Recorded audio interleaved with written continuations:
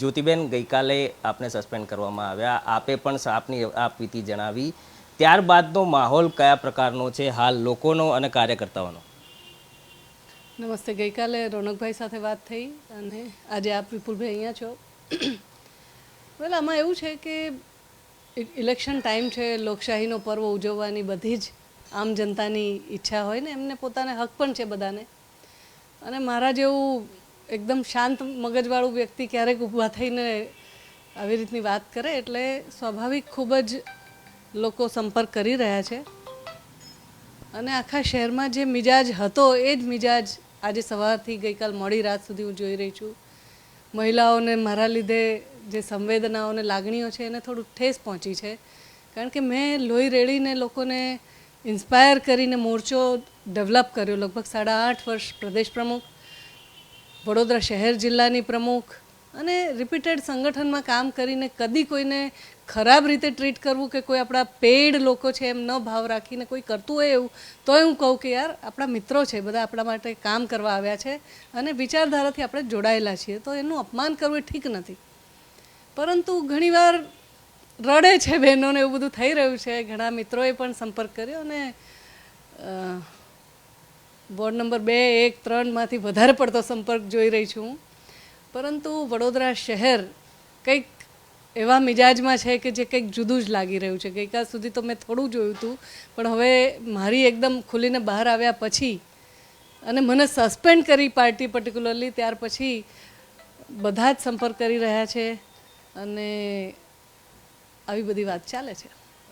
કેજરીવાલ આજે બરોડામાં આવી રહ્યા છે, એ પણ વાત જાણવા મળી છે કે એ નેતાઓ, આપના નેતાઓ પણ આપના સંપર્ક કરી રહ્યા છે આપને આપમાં લઈ જવા માટે, કેમ કે જ્યોતિબેન એક મોટું વ્યક્તિત્વ છે અને જો આપમાં જોડાય તો તેમના માટે એક મોટી બાબત.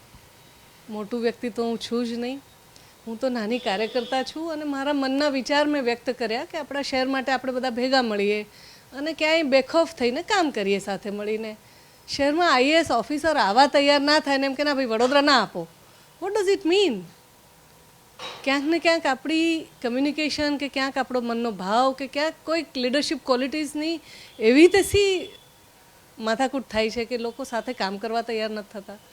તો અને આપણે જોઈએ છે, હું તો હજી આજે પણ કહીશ કે મોદી સાહેબ મહેનત ખૂબ કરે, ખૂબ કામ કરે, ખૂબ પરિણામલક્ષી વિકાસ કરે અને સાથેની અમે બધા ટીમ તરીકે પરિણામને રંજાડી કાઢીએ તો દુઃખ તો થાય જ. એટલે જુદી પાર્ટીવાળા જુએ કે ભાઈ આ બહાર આવ્યા છે તો સ્વાભાવિક એ તો પ્રયત્ન તો કરે જ. આપના લોકોએ આપનો સંપર્ક કર્યો છે? હા, મારો સંપર્ક કર્યો. હું વડોદરાવાસી છું ને વડોદરાવાસી મને આવીને મળીએ ગયા એમના વાળા, એમાં કંઈ. પણ હું પોતે એક ભગવાનનો ડીએનએ છું.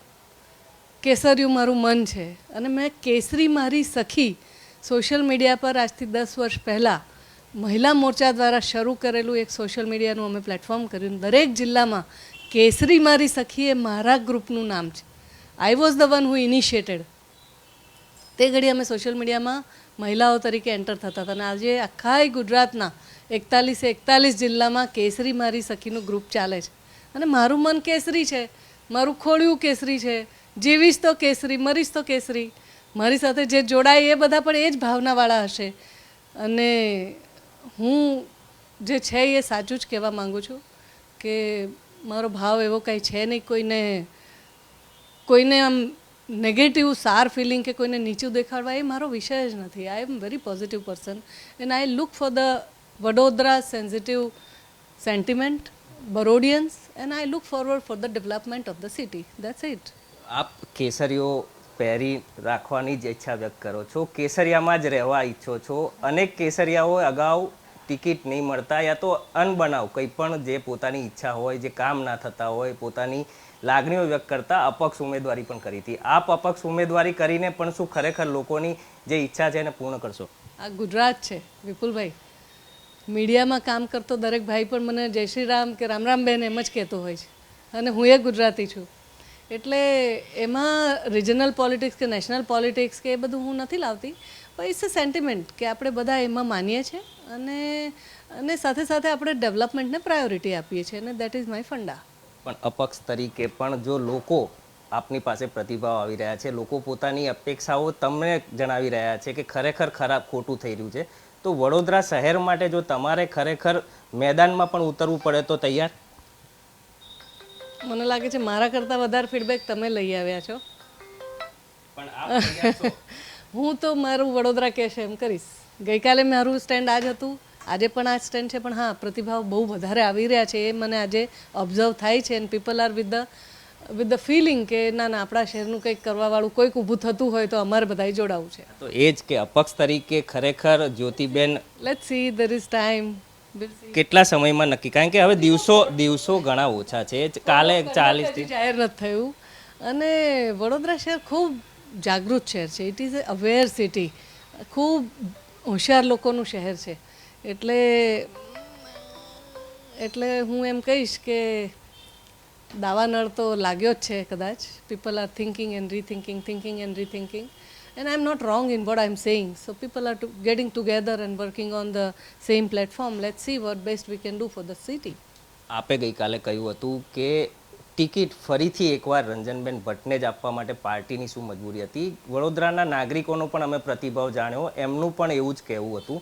શું રંજનબેન દ્વારા તમારો કોઈ સંપર્ક કરીને તમારી જે પણ લાગણી છે એ બાબતે કોઈ સમજાવટ કે કોઈ પણ બાબતની ચર્ચા કરાઈ છે? ના ના, મને તો પાર્ટી સસ્પેન્ડ કરી જ ભાઈ. પાર્ટીએ સસ્પેન્ડ કરી છે. ના ના, એમને કોઈ સંપર્ક નથી કર્યો. અને જો as a person, I being a doctor, I should not have any negative or soreness for her. She has whatever એનો લુકઆઉટ છે, નોટ માય લુકઆઉટ. તો હું એમ સમજું છું કે માણસ તરીકે, એક સમાજના સોશિયલ એન્ટિટી તરીકે આ બધું બહુ માયને નહીં રાખતા. ઠીક છે, વડોદરા માટે જો તમે હોય કે કોઈ પણ વ્યક્તિ હોય, હું સાથે છું. મોદી સાહેબનું શહેર છે, વારાણસીનો વિકાસ જુઓ અને વડોદરાનો વિકાસ જુઓ.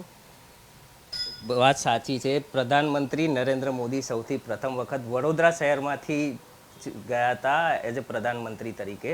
ભલે વારાણસી તેમને પસંદ કર્યું, પણ તેમની જ એક બેઠક છે.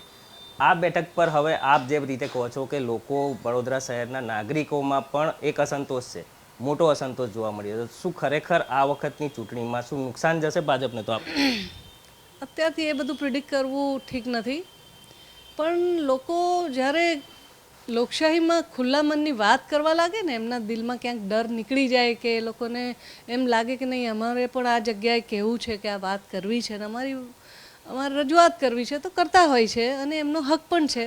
અને એવું તો ભારતીય જનતા પાર્ટી માને છે ને બધી જ પાર્ટીઓ માને છે.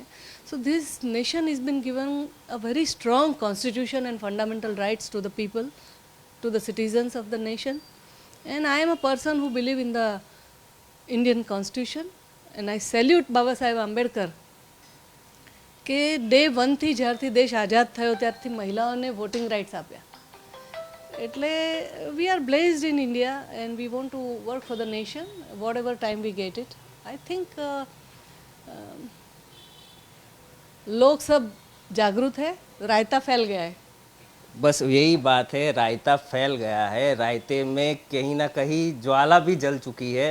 ज्योतिबेन की ज्वाला कब जलने वाली, यही लोग जानना चाहते हैं. आप તમે શું કહેશો? એ જ્વાલા ક્યારે જશે?